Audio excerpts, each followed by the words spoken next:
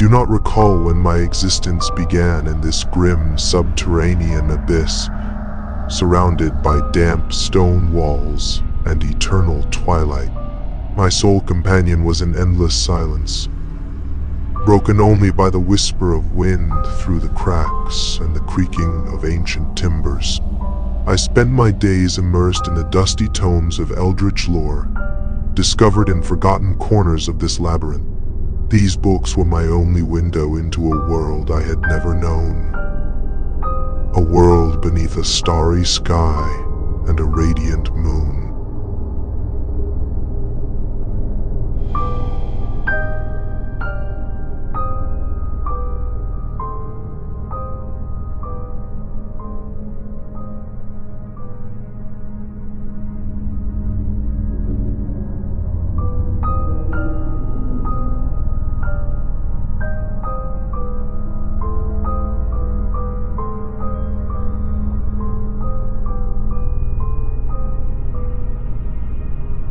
At times, I would ascend the steep steps to a narrow window, gazing upon the pale light of the moon, penetrating through the dense web of branches of ancient trees.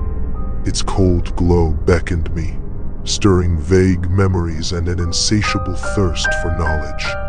I longed to escape this stone prison and behold the world in all its splendor.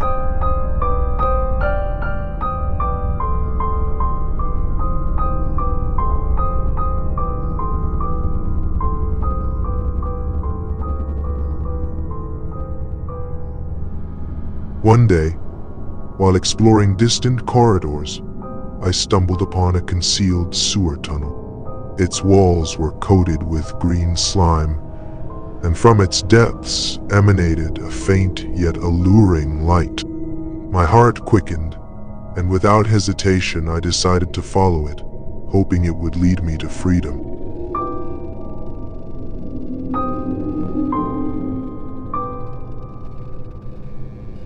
The tunnel led me into a dense forest bathed in moonlight.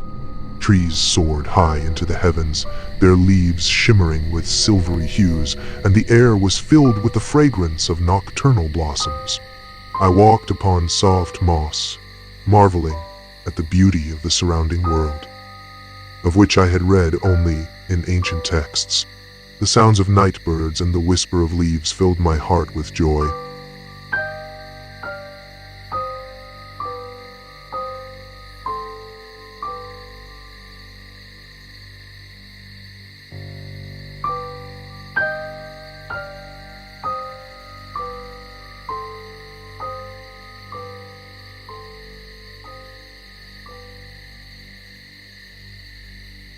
Proceeding further, I came upon an ancient church, its spires reaching toward the stars, and the ruins of forgotten edifices entwined with ivy.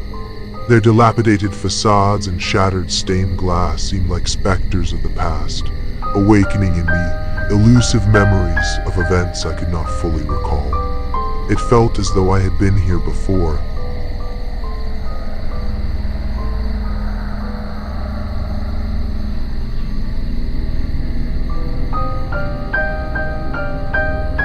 However, the forest began to change. The trees grew ever more gnarled, their branches like skeletal hands clawing at the sky. The air became heavy with a musty odor, and shadows thickened, concealing unknown perils. These dark places instilled in me an inexplicable dread, yet simultaneously seemed hauntingly familiar.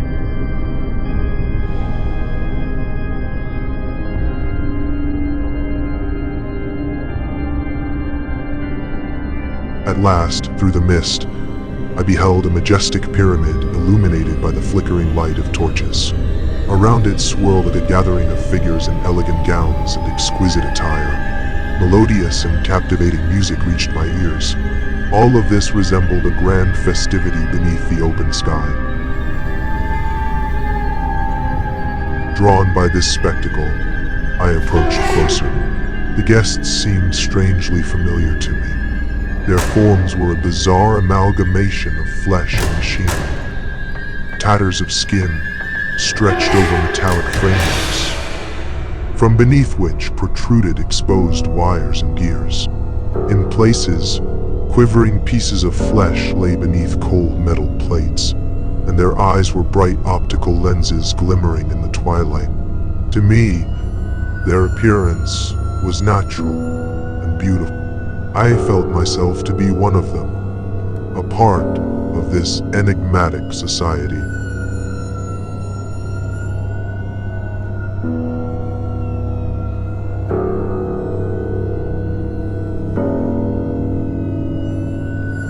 I stepped into the circle of dancers, hoping to join their revelry.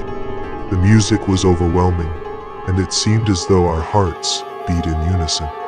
However, upon noticing me, their faces contorted with bewilderment and fear. Some stepped back, others exchanged alarmed glances.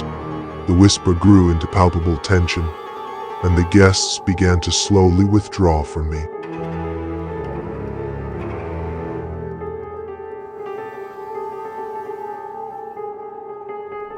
I stood in confusion, unable to comprehend what had provoked such a reaction. Why do they fear me? Am I not like them? I attempted to speak, extending a hand in friendship, but they only quickened their pace, striving to vanish into the shadows of the night. Left alone amidst the deserted decorations of the celebration, I felt an unbearable longing and despair. Seeking answers, I entered the pyramid, where a vast mirror with ornate metal framing shimmered in the dim light. Approaching closer, I gazed upon my reflection and froze in silent horror.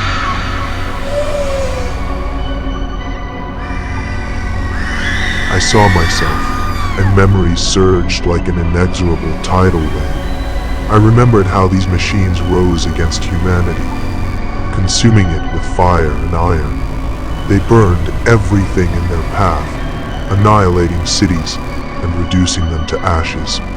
Rending flesh asunder, they donned it upon themselves as trophies, as garments, striving to acquire that which they lacked, the human essence.